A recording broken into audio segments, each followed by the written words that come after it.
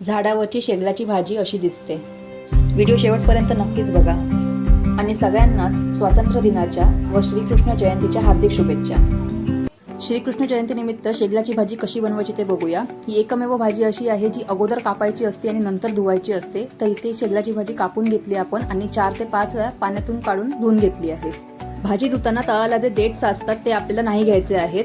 शेगलाची भाजी, काळ्या वाटाण्याचा सांबार आणि आंबोळी हा डिटेल व्हिडिओ मी नंतर पोस्ट करेनच। एका पॅन मध्ये 2 मोठे चमचे तेल टाकून त्यात 3 चिरलेले कांदे आपण टाकले आहेत। त्यासोबतच 5 ते 6 हिरव्या मिरच्या टाकायच्या। कांदा शिजायला लागला की त्यामध्ये शेगलाची भाजी टाकायची आणि हे सगळं व्यवस्थित मिक्स करून घ्यायचं।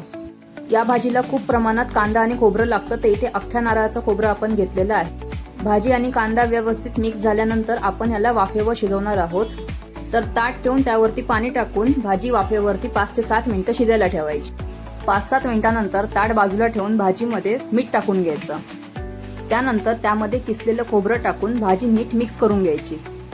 ही भाजी शिजायला थोडा वेळ लागते, तर भाजी शिजली नसेल तर पुन्हा भाजी वाफेवरती शिजत ठेवायची।